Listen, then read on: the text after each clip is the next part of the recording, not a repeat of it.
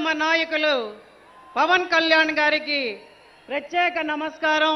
జయకేతనం సభ వేదిక మీద నుంచి, అలాగే వేదికను అలంకరించిన మిగిలిన పెద్దలందరికీ, వేదిక ముందున్న 2 రాష్ట్రాల జన సైనికులకి, వీర మహిళలకి ప్రత్యేక ధన్యవాదాలు. ముందుగా ఒక వీర మహిళగా నాకు అరుదైన అవకాశాన్ని, గౌరవాన్ని ఇచ్చి స్టేట్లోనే నెంబర్ 1 స్థానంలో నా పేరుని డిక్లేర్ చేసి, జనసేన వీర మహిళలంటేనే ఎంతో గౌరవాన్ని ఇస్తుందని ప్రూవ్ చేసి అఖండ మెజారిటీతో గెలిచేటట్టు వెన్నంటే ఉంటూ ఎన్నికల సమయంలో ఎంతో చేయూతనిచ్చిన మహానాయకుడు ఆయనకి మరొకసారి మీ అందరి తరఫున ధన్యవాదాలు తెలుపుకుంటున్నాను. ఇంకా నెల్లిమర్ల నియోజకవర్గంలో జనసేన గెలవదు, ఆవిడ రాదు అని అందరూ అంటుంటే, ప్రపంచ నలుమూలల నుంచి జన సైనికులందరూ స్పందించి గెలవాలి, గెలిచి తీరాలి అని నా వెంటే నడుస్తూ అందరూ వచ్చి తమ ఓటు హక్కుని వినియోగించుకున్నందుకు మీ అందరికీ సభావేదిక మీదుగా ఇంకొకసారి ధన్యవాదాలు. ఇందాకలే సభా ప్రాంగణంలో శేఖరన్ అబ్బాయి కనిపించాడు. మాది నెల్లిమర్ల కాదమ్మా, కానీ మా వీధిలో 20 మంది ఉంటే వాళ్ళందరినీ బస్సు పెట్టి పంపించి మరీ మీకు ఓటు చేయించానని చెప్పాడు. అది జనసేన, అది మన పవర్.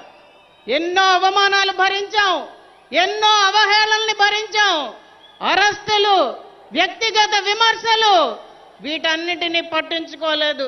ప్రభుత్వ సంక్షేమ ఫలాలు మనకు అందనివ్వకుండా చేశారు. అయినా కూడా ఏ ఒక్క జన సైనికుడు కూడా అధైర్యపడలేదు. జనసేనాని పిలిపే శిరోధార్యమని పోరాటాలు చేశాం.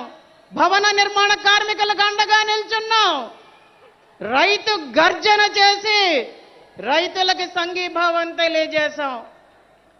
గుడ్ మార్నింగ్ సీఎం సార్ అని గుంతల రోడ్లని సోషల్ మీడియా వేదికగా ప్రపంచానికి తెలియజెప్పాం.